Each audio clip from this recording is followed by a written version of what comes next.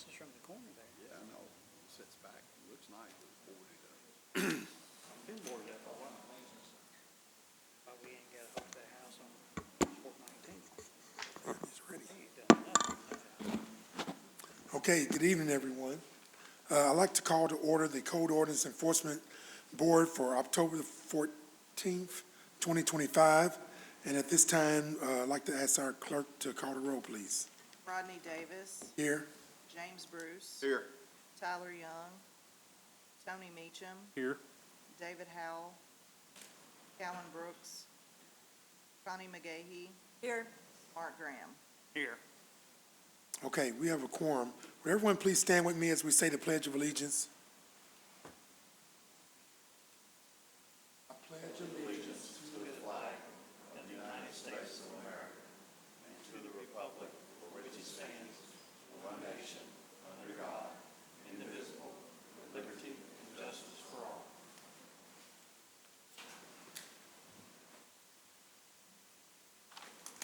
Okay, thank you. Okay, next on our agenda is approval of the minutes of our last meeting, which took place on September 9th, 2025. Board members received a copy of those minutes in the mail, and at this time, we'll entertain a motion to approve those minutes. Make a motion to approve.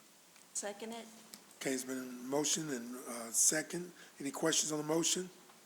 All in favor, let me know by the sign of aye. Aye. Opposed? Ayes have it. Okay, any reports from the fire department staff? Okay. Okay, next we have public hearings. We have two cases on our agenda tonight, and so we're going to take those one at a time. But before we call those cases, let me share with you the procedures we're going to follow for tonight. So bear with me for a few minutes. Okay, once again, good evening, everyone. My name is Rodney Davis. I am the chairman of the City of Hopkinsville Code Ordinance Enforcement Board. The purpose of this board is to protect, promote, and improve the health, safety, and welfare of citizens residing within the City of Hopkinsville. If a board member perceives a potential conflict with hearing a case, he or she shall recuse themselves from the case and will not discuss their disposition. When your name is called, please come forward. Speak loudly and clearly because we are required to record all proceedings from these hearings. You are here tonight because you received the citation and chose to appear before the board instead of paying the fine imposed on the citation. You have the right to confront and cross-examine any witnesses that might appear here against you. You have the right to call your own witnesses to testify on your behalf and to introduce any physical evidence you feel pertinent to this case. You have the right to have an attorney.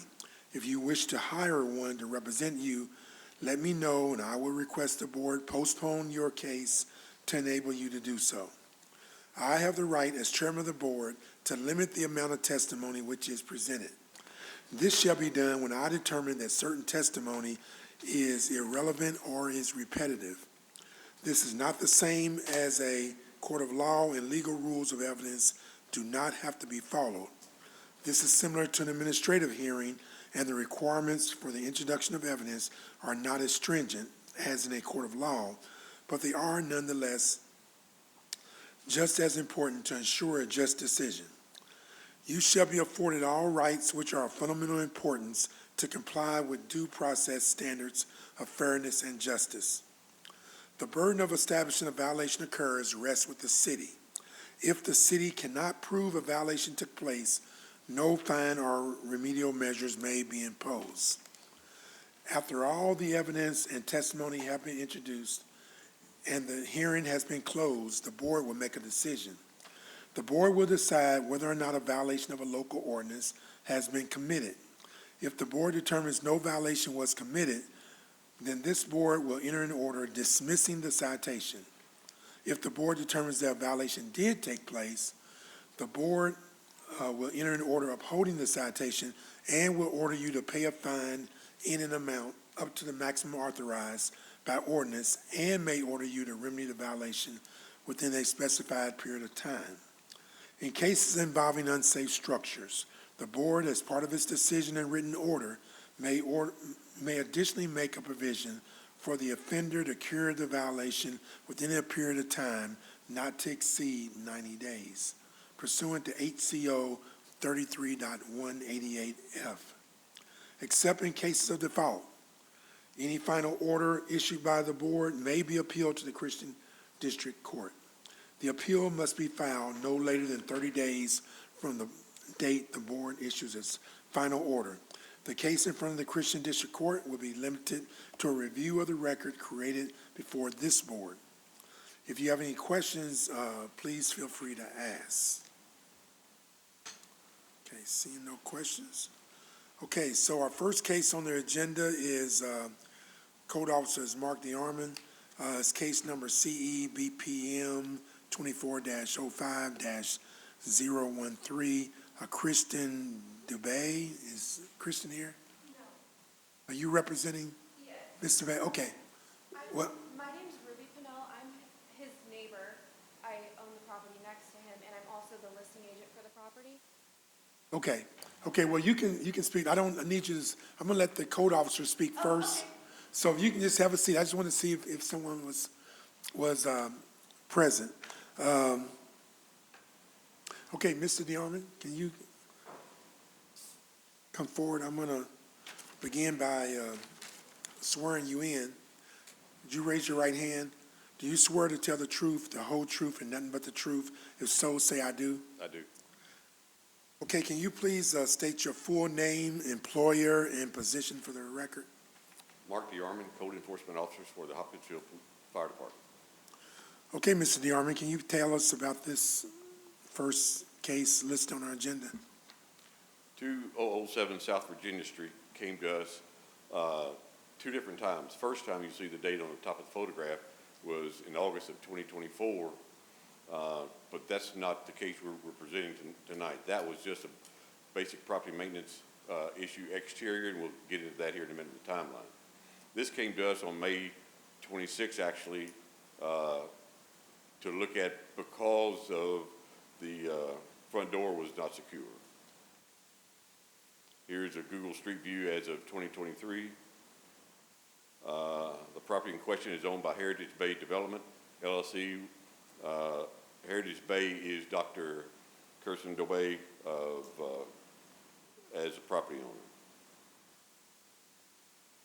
The inspection occurred on the case for this hearing on May 30th, 2025. If you notice on the OSB and where the arrow's coming from, it shows a previous citation in August of 2024 still on the board, and that case was, again, exterior basic property maintenance only. Following the inspection on the May 30th inspection, notice of violation for an unsafe structure was posted and mailed. September 23rd, citation for an unsafe structure was posted and mailed. Legal notice was for this address was posted in the newspaper on August the 5th, giving the location of the hearing, date and time and its location. The certified mail that was sent, the initial notice of violation, the first receipt in the center of the photo on the right, shows the mailing address, the PVA records of 1313 South Main Street here in Hopkinsville. During a conversation with Dr. Dobey after the NOV was sent, he had given me his new address. He now resides in Selma, Alabama, and so that address was given, and we started using that address with mailings. So on August 5th of 24, we got a complaint about the condition of the exterior of the structure. Was not able to see in, was not able to get in, so a notice of violation for exterior basic property maintenance violations was posted and sent. On August 22nd, absent any conversation from anybody the citation was issued with no changes to the property. On September the 4th of 24, Ruby Pinnell, the lady that's here tonight, called and we had a site meeting and said she was speaking on behalf of Dr. Dobey. He was out of town and either doing property management, looking after the property. She literally lives next door, and the gist of the conversation wanted an additional 60 days to make the improvements and take care of the violations.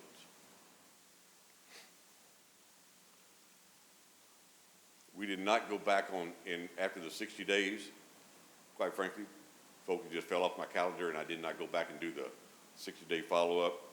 We did get a call on May 26th of this year saying that the front door was not secure. So went back on May 30th, was able to get in and completed an inspection inside and out, and found that it met the criteria of the checklist as an unsafe structure.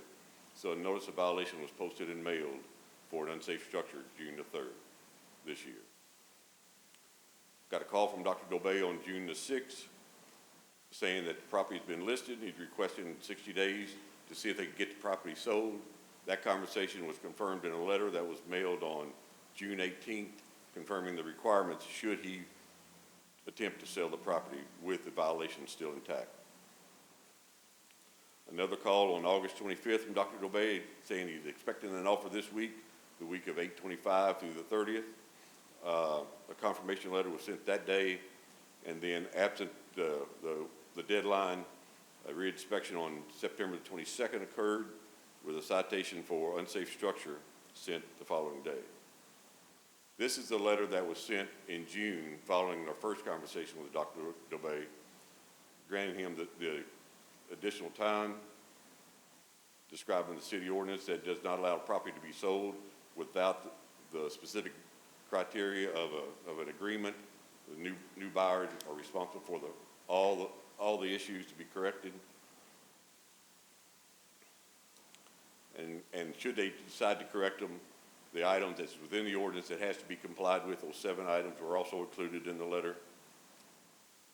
And the fact that all has to be completed within 90 days, the limit of time that we have.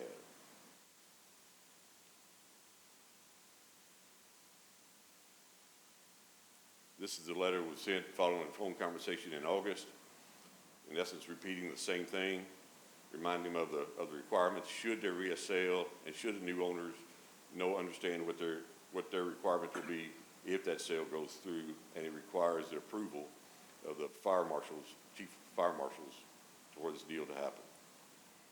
That letter was mailed, certified mail, and we got the receipt back, signature that it was received in Selma, Alabama. Calls were made to Dr. Dobey and Ms. Pennell this morning, reminding them of the hearing today. Voice messages were left with both, and Ms. Pennell called me this afternoon, and she's here tonight to speak on his behalf, and then the board hearing tonight. Water has been off since 2014. HES has been closed yesterday and today. They're at an off-site training session. The skeleton crew that's here today did not have access to their computer system, so I don't have a clue when the power was cut off, but gas was shut off in 2017. We followed Chapter 163 of Basic Property Maintenance and the checklist that's found in the Appendix 1. So the foundation is a solid brick foundation. These are two examples of separation in the brick at the mortar joints in 2 different locations. Inside the structure, this, by the way, is a big structure, but a 1-story structure with a partial cellar, basement, whichever, okay? So in the basement, you see some wood timbers that are used for supports of the structure. Then the brick foundation that you see from the inside the basement does not honestly look all that bad. That opening that's in the center of the photo may be, and I'm speculating it could be, just a crawl space to get to underneath the other portions of the basement that is not completely excavated. The exterior walls at one time were asbestos shingles, and you'll see on all the photos we'll go through on the walls, you'll see where most of the shingles are off, and it's exposing the weatherboarding or the lap board, whichever one we call it now, exposing that to the weather, and you're seeing that where it's been weathered and decayed in places. This is a back wall and side wall. You see the weathered board, and you see where majority of the asbestos shingles have been off and exposed the other exterior wall to the weather. We'll get to it in a second, but you see the meter base and the weatherhead that's off from the house. It appears it's been disconnected for some time. As I said a while ago, we do not know how long that's been. The front porch had no violations, no issues. This back porch, the 4x4s had been weathered and are showing signs of deterioration. The 2x used as a roof supports for the sheet metal or the tin, has weathered and decayed. And so that back porch has got issues, as well as the small side porch on the right side is virtually all gone through deterioration and weather. This house was boarded up for the most part, all but these 2 windows. In both cases, both windows were broken. You see the deterioration also around the window frame and along the house. Front door was open when we made the inspection in May. And then when we went back for a follow-up inspection on September 22nd, the main door, the security door, if you will, was open and jarred open a bit on our arrival. The walls are plaster over lath boards, and here's some examples of where it's crumbled and fallen. In the blue room, I'll call it on the far left side, the debris on the floor is from the ceiling that's also plaster and lath. Photo on the right is where the interior wall is gone in this section and exposing the weatherboard on the back side, and you see in daylight from inside the house outside. This opening in the floor is not a true opening. This is a stairway down to the basement, the majority of that hole. There is some damage to it's hardwood floor, planked hardwood floor. There is some damage to it and some missing, but again, it's not the extent of that entire hole. There was a door, if you will, that made to the floor to cover that spot. Photo on the right, however, is showing the subfloor with considerable damage. Here's examples of the ceiling that's through lack of maintenance and upkeep, where the plaster is peeling from the lath. The circuit breaker box cover was completely off. None of the outlets inside. There was not any exposed wires in the room that I saw, not from the ceiling wires or through the walls, but the breaker box was open. There's a small bus fuse box inside there as well. It's not photographed here. That was open. And then you see the electric meter box and the weatherhead stand. It's been off for some time based upon the condition and where it's at. Gas meter gas has been off for 8 years. The meter was pulled 5 years ago. Water's been off for 11 years. The hot water heater you see on the right was laying on the ground down in the cellar, in the basement. The exterior structure found 5 of the 8 applicable items in the checklist in violation, or 63%. Did not see any issues with the roof. Didn't see any obvious issues with the chimney. The grounds and the property around it has been very well taken care of, all except maybe around that small porch on the right. There was some minimal lumber and debris of that sort, but nothing to take away from the property.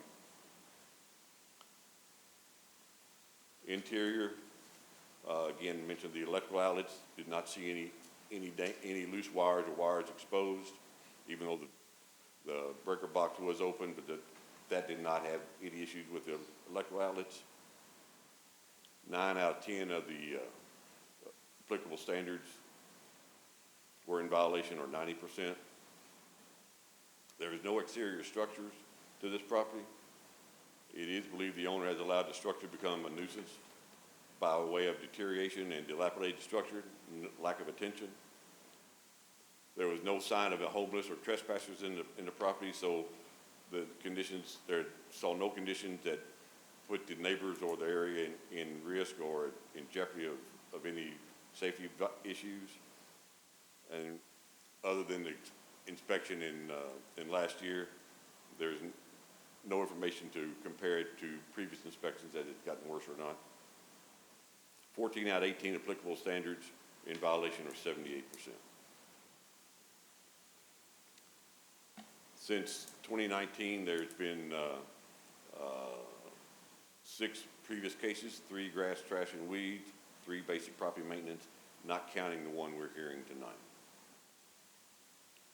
As of today, from the city, $1,560 in liens. That's the current tax year, or a total of $2,088 and change. As of this morning, the property's still the same. Mr. DeArmond, just based on what you said, there was 2 requests for an extension, is that correct? Yes, And nothing was done after those 2 requests, correct? Correct. Thank you. yes. You said the ceiling was falling in 2 rooms. You showed us pictures of that. Did you see any water damage from that? Or did you have any reason to think why the ceiling was falling?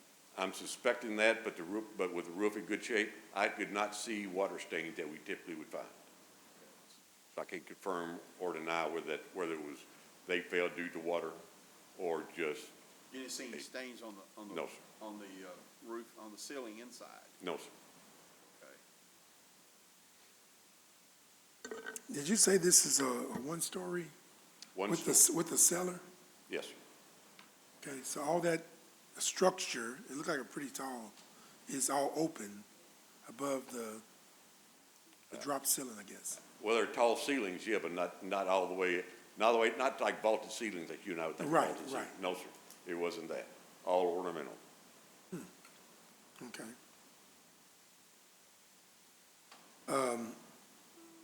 And the cellar is unfinished, you Correct. said, but you didn't see no major structural problems? It is Percent. very, very small. It's a small percentage of the floor area of the house. And it's dirt floor, some dirt walls. The brick is on the exterior as a foundation. Did not see where brick was crumbling, where brick had fallen. It just looked like that section that was taken out intentionally to gain access underneath the rest of it. Okay. What is the city wanting to do? Tear it down, or is that what you're asking, or? Well, that's, Unsafe That's structure. our so- decision, but what's your, from a cost perspective,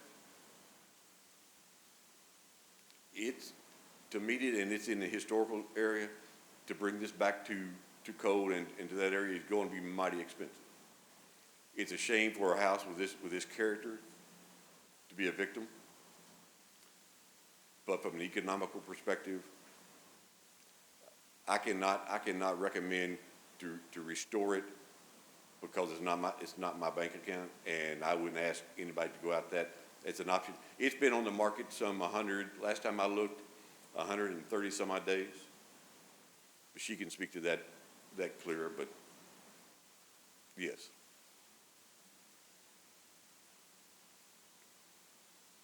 Okay, any other questions for Mr. DeArmond? From board members? Okay, thank you, sir. Yes.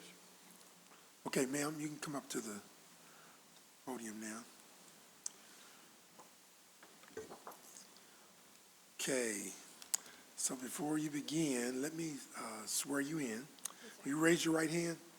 Do you swear to tell the truth, the whole truth, and nothing but the truth? If so, say I do. I do. Okay, ma'am, can you please state your full name and address for the record? My name is Ruby Elizabeth Pennell, and I live at 2013 South Virginia Street, Hopkinsville, Kentucky.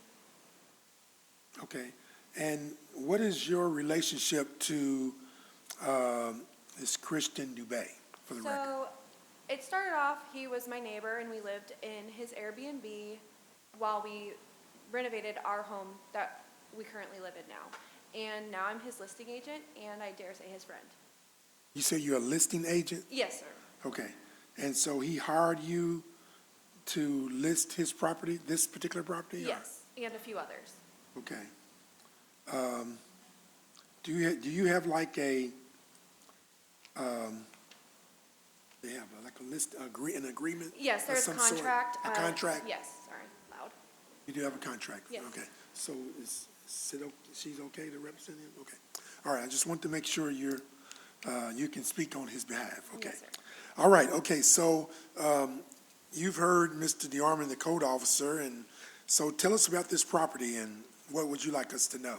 So I can tell you, I had this property in my sights for a long time. I wanted it myself. It's still an option, but I've shown it over 22 times. There are interested parties in it. Other agents have shown it, and I have shown it. And I have that here over 22 times, and several of those people I have shown like 4 or 5 times they're interested, just haven't pulled the trigger yet. And then we have had no safety concerns or incidents there. I do let them know before they view the property, closed-toed shoes, no children. It is a full reconstruction. And then I did write a letter, if I can read it. I'm sorry, say it again. I wrote a letter if I can read it. Yes, get yes, sidetracked. you can read it, yes. To the esteemed members of the board, the property at 2007 South Virginia Street, located within the historical district, has received a significant amount of interest and in-person viewings over the past several months. Despite multiple prospective buyers touring the home, many on more than one occasion, some have expressed hesitation in making offers due to the scope of the renovation required. This home is shown only in full disclosure that it will require a comprehensive renovation. It is not a task for the faint of heart, however, it remains a valuable and restorable piece of the district's historic fabric. We have continued to maintain the property, including regular yard care through Mr. Dubé's yard maintenance crew, ensuring the grounds reflect pride of ownership and respect of the community. We have also made appropriate price adjustments to reflect current market conditions and the home's restoration needs. Importantly, despite dozens of showings, there have been no safety concerns or incidents at this location. It is worth noting that a neighboring resident has on several occasions confronted prospective buyers, causing discomfort and at times deterring interest. This behavior has created an unfortunate and unnecessary barrier in finding a preservation-minded buyer. Given the property's history, architectural significance, and continued interest from the public, I respectfully request that the board reconsider any plans for demolition. This home represents a piece of our shared heritage and deserves an opportunity for restoration rather than removal. Thank you for your consideration and your ongoing commitment to preserve and keep our community safe. And then I do have a little bit of info, just on the showings and how it's been on the market 200 days currently today. 200 days? Yeah, I pulled this information today. Okay. I believe the roof was redone in 2019 as well. Okay. So you've shown the property a lot. It's been listed for a while. You've adjusted the price.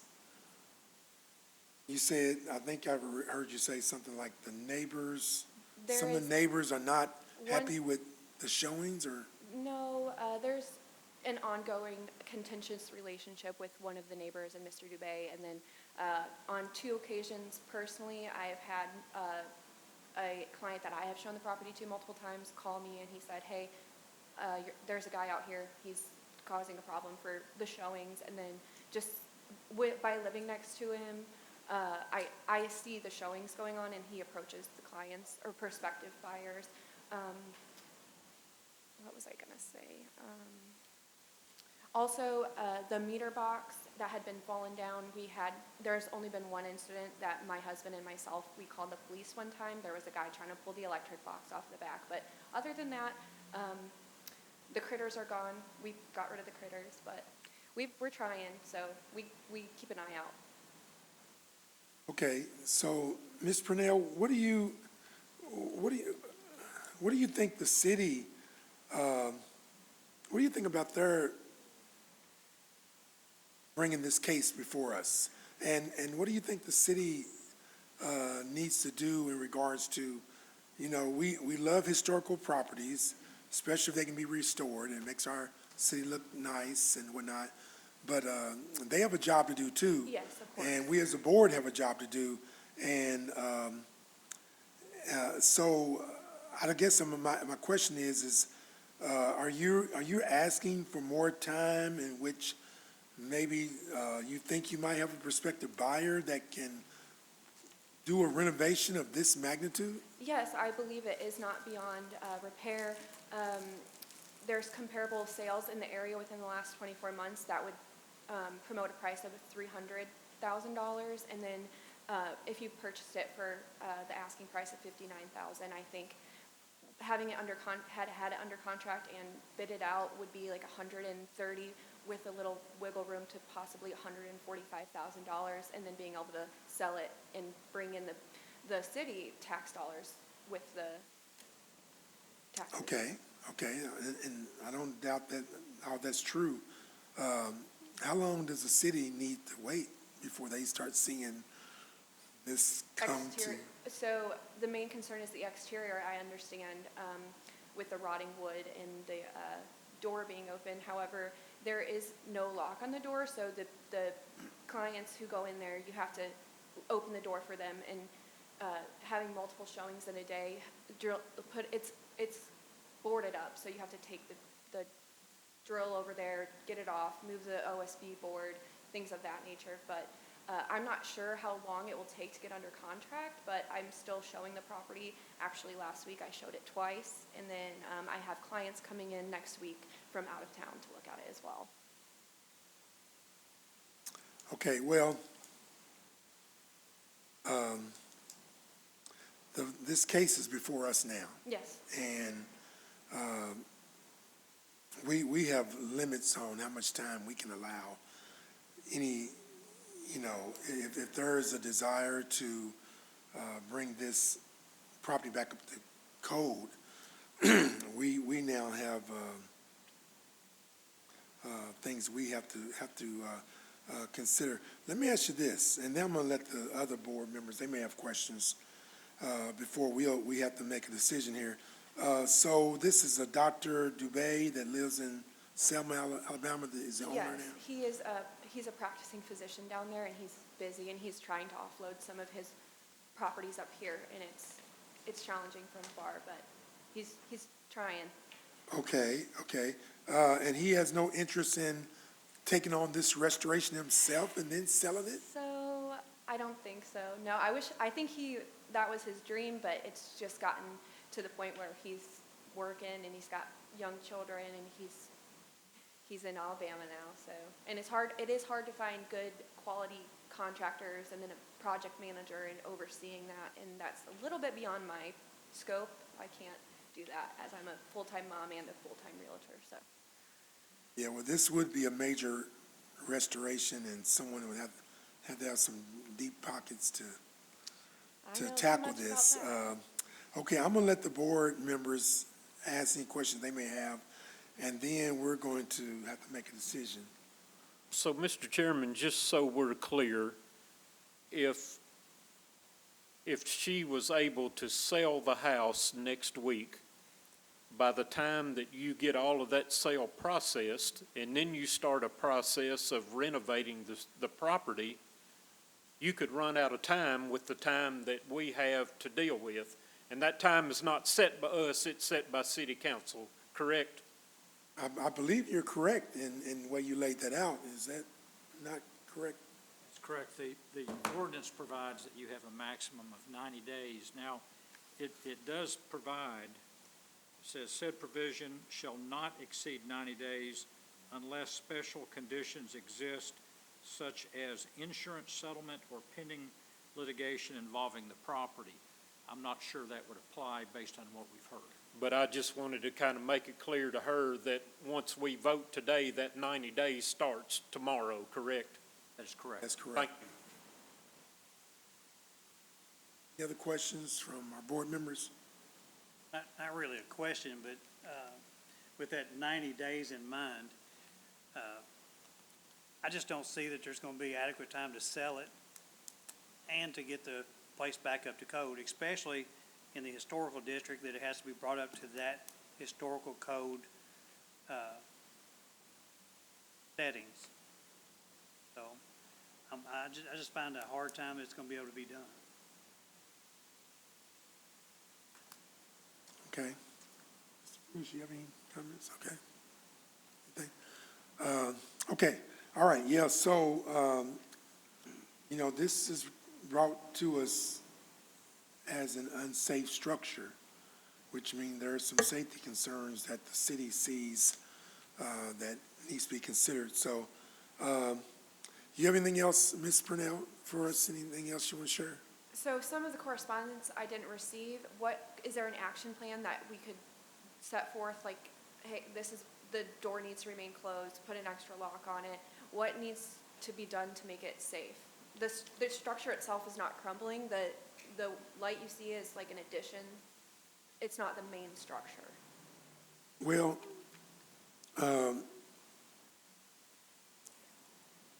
the property does need to be secured. Yes. I know there were broken windows, the front door was open.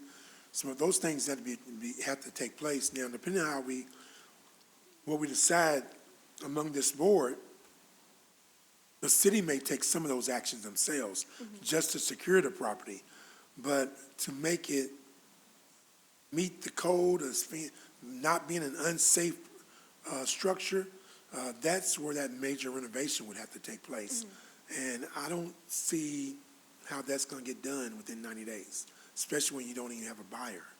If the project, if it went under contract and the project was started, would it halt the process?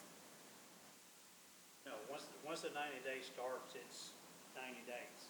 You'd have to talk with the city It went under attorney down contract. there. Let me, In that, technically, you've got 90 days from the date of any order entered by this board holding that it's an unsafe structure.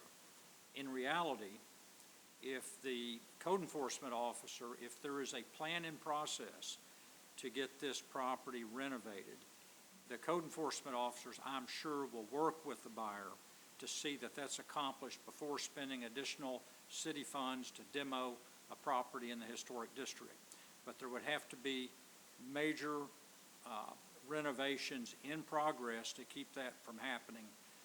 And I Okay. see Chad back there indicating yes. So I think, as a matter of reality, the city would work with whomever may purchase this property, but there would have to be immediate action taken to avoid a demo. Does that answer your question? okay. Anything else, ma'am? No, sir. Thank you, Rodney. Okay, all right, thank you. Okay, we're going to close the hearing on this case so the board can deliberate in open session. You've heard the testimony of Mr. DeArmond and Ms. Purnell regarding this property. So a board must first determine whether or not a violation existed on this property. So the floor is open for discussion or entertain a motion. Mr. Chairman, I move that the city has met the obligation and has proven this point, and that there is a violation. Okay? Second. Okay, it's been moved and properly second. Any questions on that motion? All in favor, let it know by the sign of aye. Aye. Opposed? Ayes have it. Okay, now we need to determine the penalty in regards to this case, and it's $350. Plus a $200 administrative fee. Yeah, minimum of $350, maximum of $700, plus there's a $200 admin. And so the floor is open for discussion. Mr. Chairman, I move that we assess the minimum amount, $350, $200 administrative fee, and that we give the owner 90 days to bring this matter up to code. Okay, any questions on, is there a second? Second. Okay, it's been moved and properly second. Any questions on the motion? All in favor, let me know by the sign of aye. Aye. Opposed? The ayes have it. Okay, Ms. Purnell, so you have 90 days, or a window there to maybe do a little something. We have some paperwork for you to sign before you leave. Okay, we're going to move on to our next case. Mr. Watkins.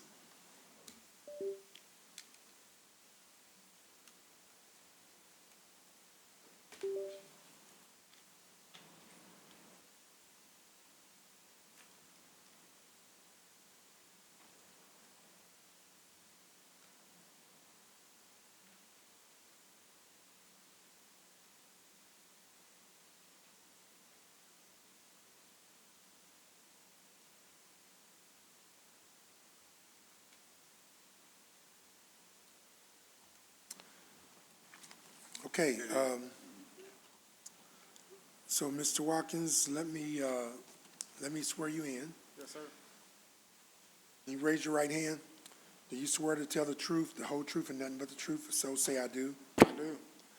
Okay, sir, can you please state your full name, your employer, and your position for the record? Jeffrey Watkins, Hopkinsville Fire Department, and Code Enforcement Officer. Okay, Mr. Watkins. Okay, can you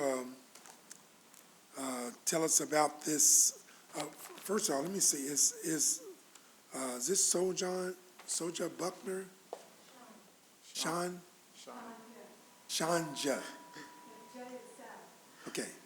Sean, Sean, just Sean, okay. All right, okay, I just want to make sure I'm getting that correct. Okay, so after Mr. Watkins speaks, we'll call you forward, okay. Okay, all right, Mr. Watkins, can you tell us about this case on our agenda, next case? Yes, sir, I can. So this case is unsafe structure for 805 Gray Street. This property was found on July 22nd of this year. We received a complaint from the police department in regards to plumbing issues and human feces being thrown in the backyard. This is the Google Street view taken in July of 2013, showing a picture of the structure. The map with the highlighted parcel and the PVA information shows 805 Gray Street with the highlighted, and then the owner's information coming back to Ms. Shania Buckner. Same mailing address, the front view of the structure, right side, back side. If you pay attention to the red arrow, keep that in mind for later for the PowerPoint. It's showing a picture of the sink in the backyard. The legal notice that was posted in the Kentucky New Era is for tonight's notice of hearing with the address listed for tonight's hearing. On the right side is the certified mail receipts for the notice of violation and citation that was sent. Notice of violation was posted on July 28th of this year. The citation was posted on September 5th of this year. This is the timeline, which starts on July 22nd. The first inspection was conducted and found in regards to a complaint that we received from the police department due to feces being thrown in the backyard and not having adequate water and plumbing issues. This was noted while police officers was at the residence. I don't know why, but we received that complaint. Ms. Buckner was not home at the time, but Mr. Arvin, her friend, was. So we conducted an exterior inspection until she got home. I made contact with Ms. Buckner later on in the evening, and I introduced myself, in which she invited me inside the residence, and I conducted an interior inspection of the residence. The notice of violation was sent on July 28th, which was posted on the door and sent to regular and certified mail. On July 30th, I attempted to reach out to Ms. Buckner, but no contact was made. On August 1st, I received a call from Ms. Buckner having questions about the structure, which I let her know about the interior and exterior issues that were found. She mentioned that she lived in this property since 2022, and this was supposed to be a fixer-upper.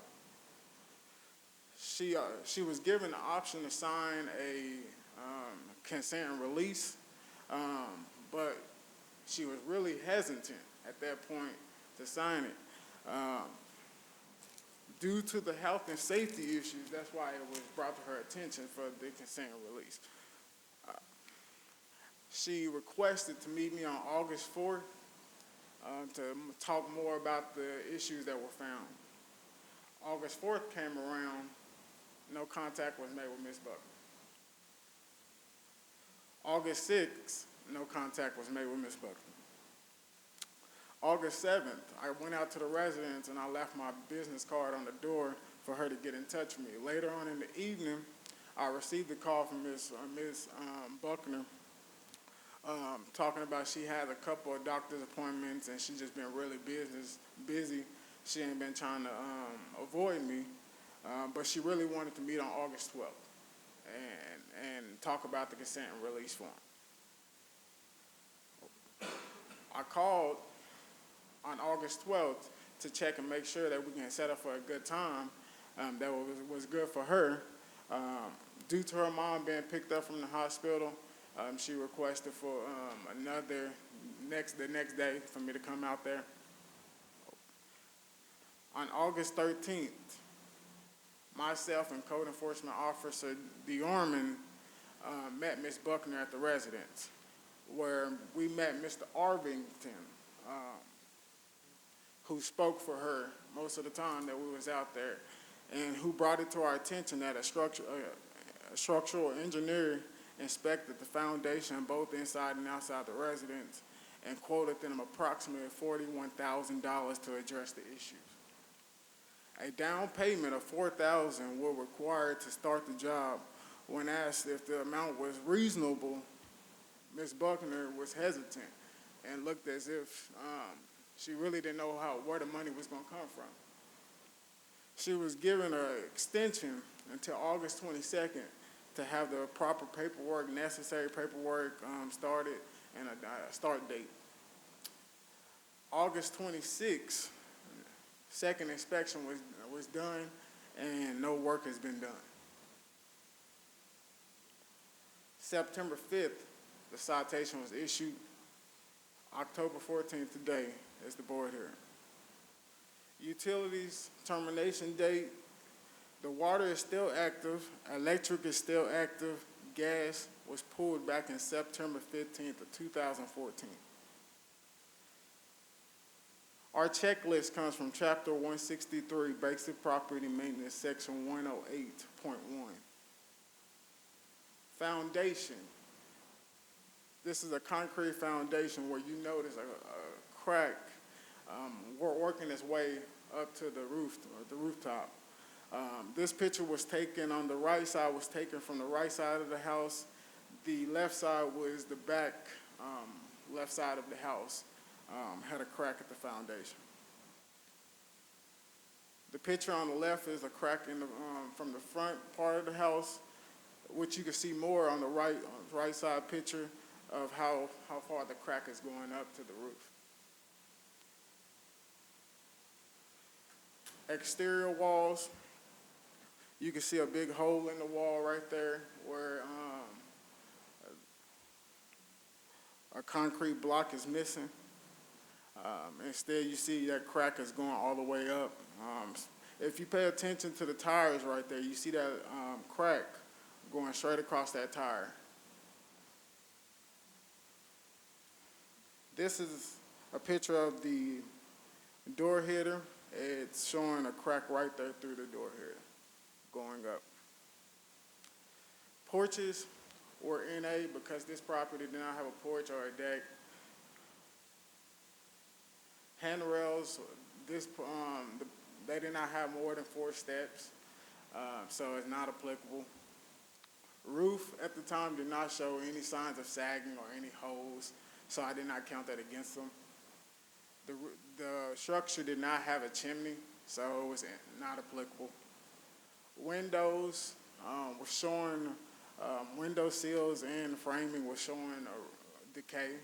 And most of the windows around the structure was in decay. If you notice, this is a picture on the right side taken from the backyard where you can notice the crack working its way up to the window. The circle is the trash, number 9. They have let old tires, the debris settle in the front yard. I would like to note this picture right here. It shows a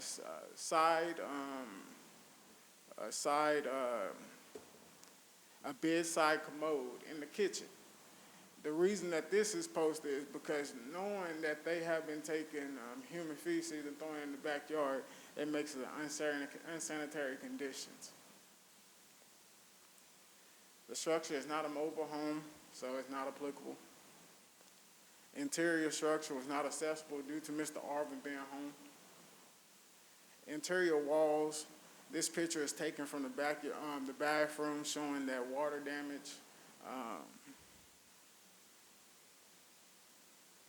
Floors, if you could, this is showing both, the picture on the left is showing the subfloor from the bathroom, and how it's all broken up. And this is mostly, the living room floor, I would note that that was only the stable floor in the structure. And when you started walking more into the structure, you notice where this floor started to sag and feel a little spongy. This is the hall, the right side picture is a picture of the hallway. This is more pictures taken. You can see where in the kitchen, the floor is sagging. On the right side is picture of where the hookups to the laundry. And then you could tell where they took a board of the flooring and tried to place it up against the stove to keep it from falling, to make it a little bit even. And you see that little hammer under there too, trying to keep it a little even too. Electrical outlets, fixtures are showing wires or not even in place. And face plates are missing or broken. Ceilings are showing holes. This is a picture on the left side taken of the hallway, a hole in the ceiling. The one on the right side is taken in the kitchen. They did not have a stairway, so it's not applicable. Structure did have an electric box, which was still active. Structure did not have any missing fuse panels. Did not have any open circuits, my bad. Did not have any open circuits. The breaker backs was still good and working. But the gas meter was removed. Plumbing appears inoperable. This is a picture of the sink, where the sink is supposed to be in place. It is not there.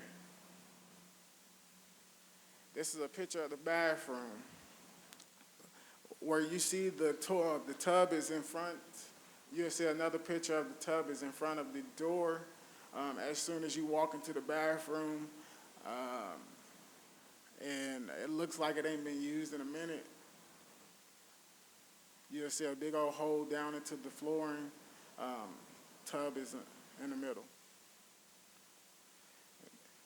Plumbing fixtures, if you notice that circle area, that is the sink that's supposed to be in place. Accessory structure, it wasn't one, so not applicable. Building exterior items, 4 out of 6 items were applicable. 4 out of 6 items were applicable, which was a total of 67% for exterior.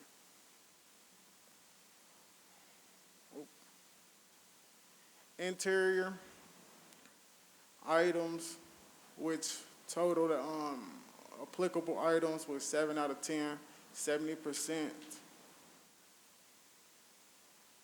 Overall conditions, 11 out of 16 applicable items at 69%. As of today, this is what the structure looks like. Previous cases on the property, we have a lot from 2017, it looks like. Liens, as of today on the property, is $9,383.95. I would like to note, I reached out to Ms. Buckner to let her know about this hearing tonight, and she did ask if it does get determined to be an unsafe structure, will she have enough time to move out of the structure? Any questions?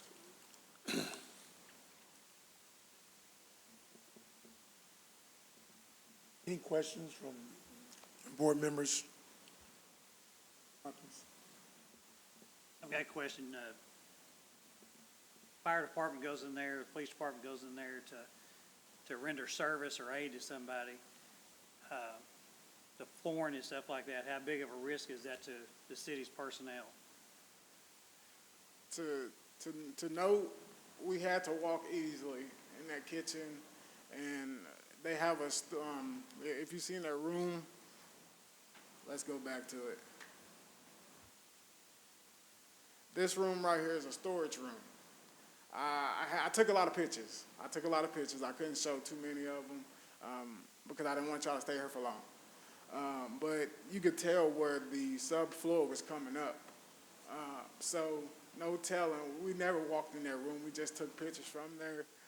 But the kitchen was pretty bad. I had to watch where I stepped. Okay. Thank you.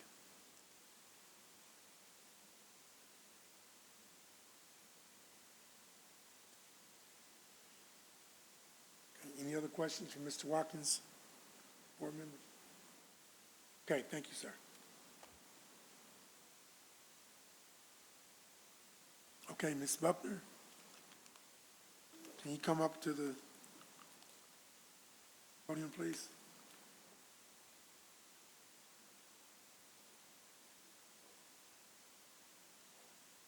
Okay, before you get started, let me swear you in. Can you raise your right hand? Do you swear to tell the truth, the whole truth, and nothing but the truth, if so, say I do? I do. Okay, can you please state your full name and address for the record?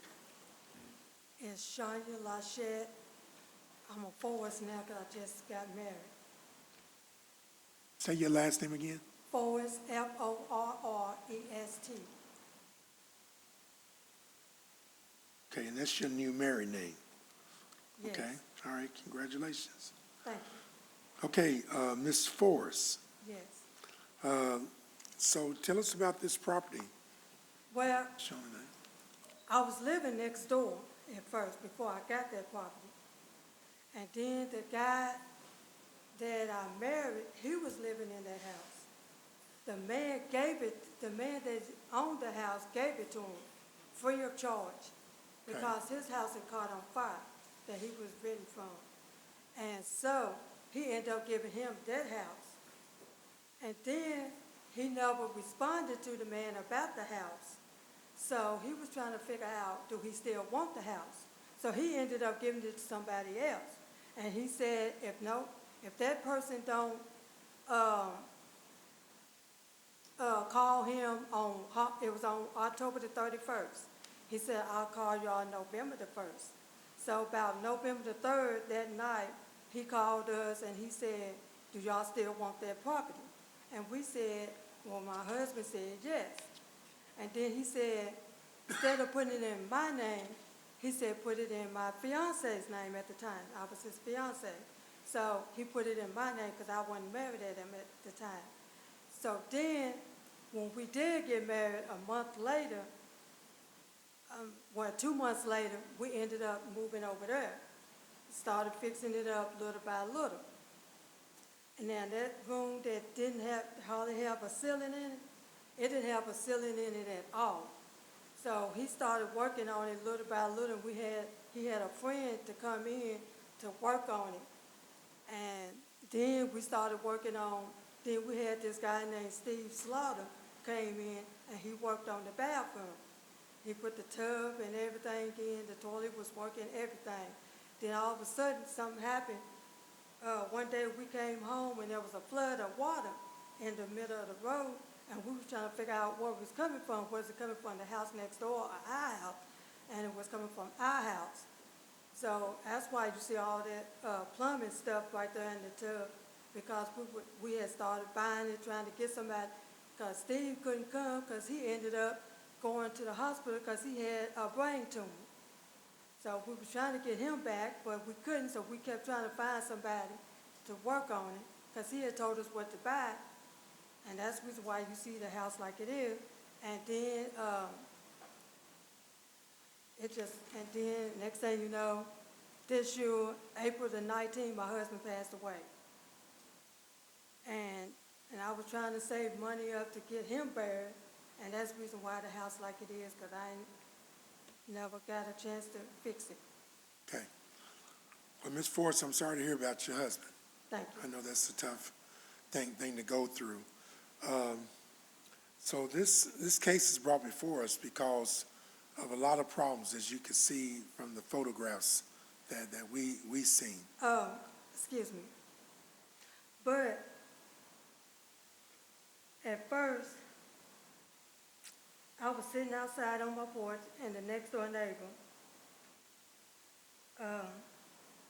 we've been having problems with her ever since she moved there. She don't like nobody pulling in her driveway and stuff, turning around, because it's just a one-way in and one-way out. And she calls you out of your name and all that. So one day, me and my friend, he just stepped out. Over there. We was talking, and she came over to the house and said, "Yeah, I turned you in. Yeah, I turned you in. Yeah, 'cause your house." She I don't know what she got against me. I'm a nice person. Everybody knows that I'm a nice person. I've been knowing him since he was a little boy, and he can tell you that. And so I don't know why she did this, 'cause she the one who told me that she turned me in. And she knew I'm trying to work on my house. But anyway, go Okay, ahead. okay, well, but as you know, and as we've seen from the photographs, this Yeah. property has a lot of issues, and Yeah. there's some sanitary issues that concern us, and then there's some unsafety stuff going on in the house.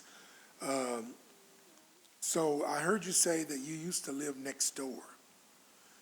Is that property still available for you to stay and? No. She moved in it. The one, my next Okay. door, the lady did. Okay, okay. So if the city was to take action on this property, would you be able to find a place to go? Well, a cousin of mine told me I could stay with her until I find my own place. So I got somewhere. Okay, okay.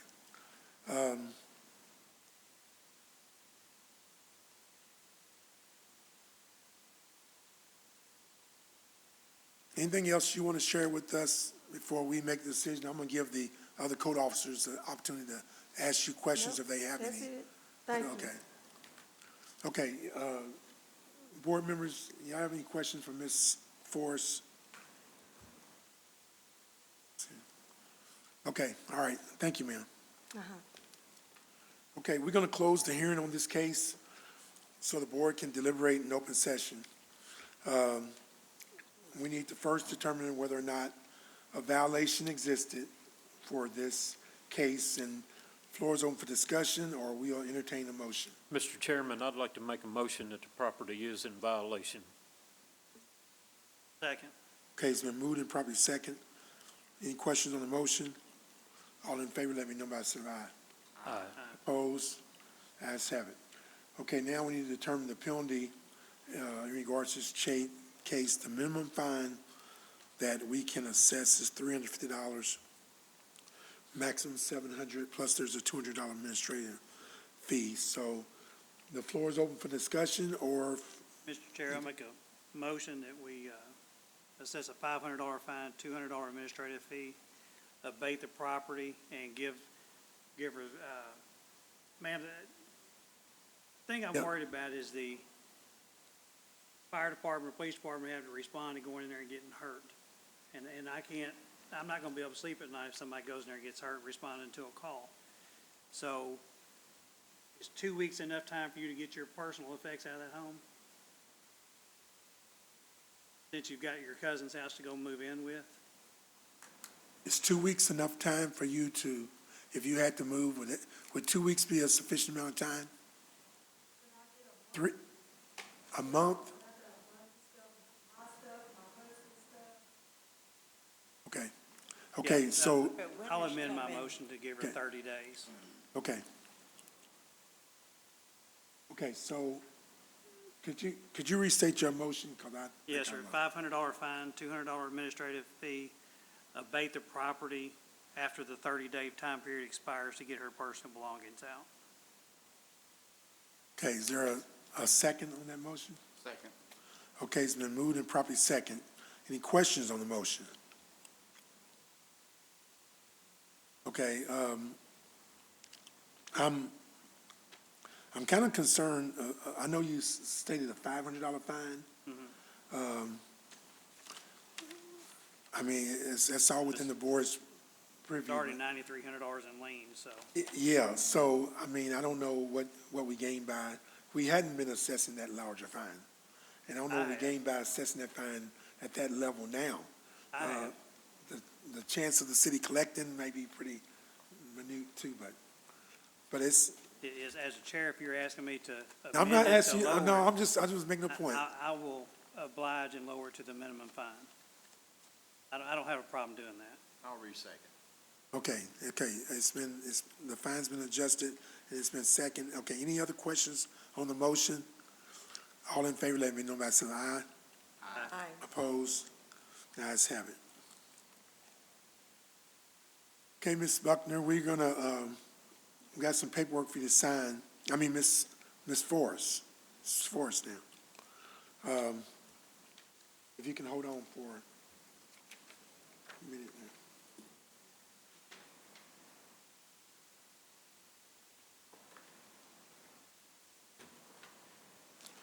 Okay.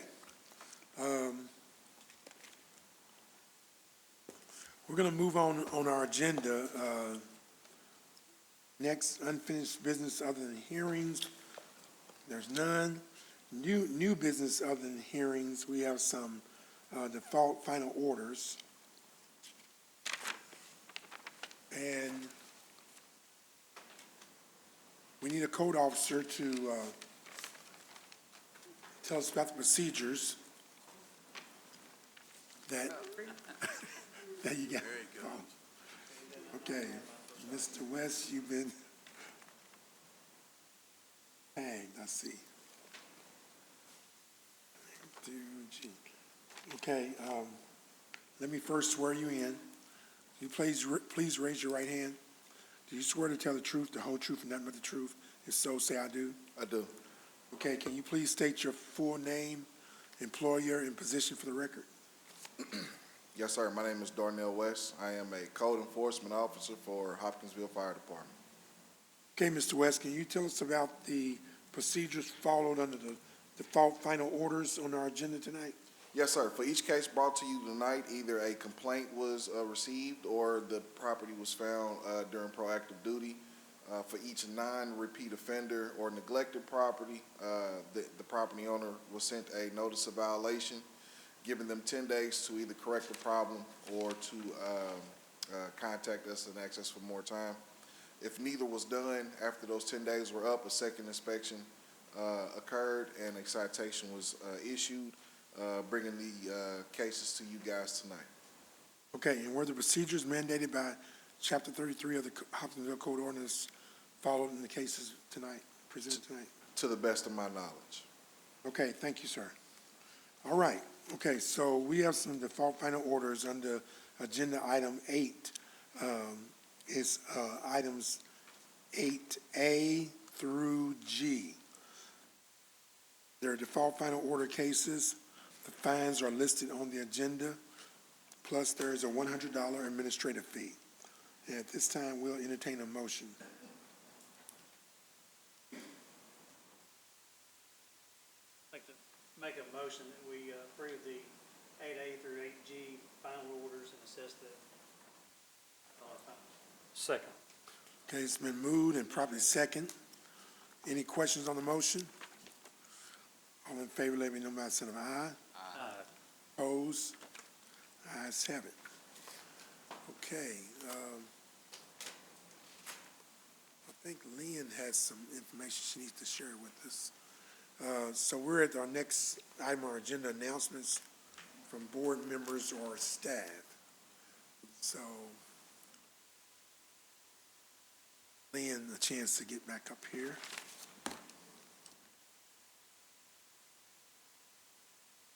Okay, Ms. Lynn, you have something to I share think I with us? talked to all y'all. Doug, are we good for November 10th? As far as I know. Okay, November 10th at 5:15 because of the holiday in November. I'll mail out packets. Sounds good. Okay, so we have a meeting date of November the 10th at 5:15 at this location? Yes. Right here, okay. All right, everybody make a note of that on your calendar. All right, any other announcements from board members, staff? Okay, well, I think, that being all, we'll stand adjourned. Thank you.